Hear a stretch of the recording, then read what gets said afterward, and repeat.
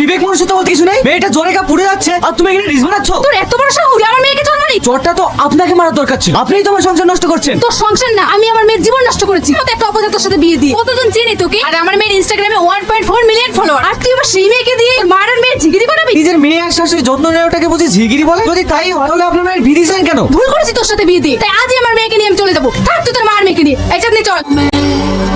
কি ব্যাপার, তুমি কেন এই বাড়িতে এসছো? আমি চাঁদনিকে নিতে এসেছি। স্বামী স্ত্রীর ঝামেলা হতেই পারে, তাই বলে যে স্বামীর ঘর থেকে মায়ের বাড়ি থাকতে হবে এটা তো ঠিক নয়। বেশি জ্ঞান দিও না তো, আমার মেয়ে তোমার ভাত খাবে না, তুমি এখান থেকে যাও। কি ব্যাপার, এত চিৎকার চেঁচামেচি কিসের? চাঁদনি এভাবে বলো না, মেয়েটা আজ দুদিন ধরে কিচ্ছু খায়নি, প্লিজ তুমি বাড়ি চলো। আমি যেতে পারি, কিন্তু আমি ওই বাড়িতে স্বাধীন হয়ে চলতে চাই, কারো গোলামি করতে পারবো না। তুমি ওই বাড়ির গোলাম? আজ আমাদের বিয়ে হওয়া 5 বছর হয়ে গেল, তুমি আমাকে কোনোদিন 10টা মিনিট টাইম দিয়েছো? তুই এসে তোমার জীবনে পড় হবে না, তাই বলছি তোমার শখ পূরণ করতে তোমার মেয়ে দেখাশোনা করতে আরেকটা বিয়ে করো, তাতে আমার কোনো আপত্তি নেই। এতে যদি তুমি খুশি হও তাহলে তাই হবে। এবার তো বাড়ি চলো। ঠিক আছে, আসছি।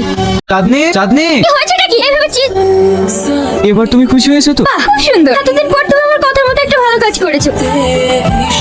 এটা আমার তরফ থেকে তোমাদের বিয়ে। আজ থেকে আমিই তোমার মা। বৌমা, আমার শাশুড়ি মা এই গয়নাটা আমাকে উপহার হিসেবে দিয়েছিল, আজ আমি এটা তোমাকে দিলাম। নাও মা। না না মা, এইসবের দরকার নেই। পাগলি মেয়ে কোথাকার, কেউ উপহার হিসেবে কিছু দিলে না করতে নেই, ধরো তো।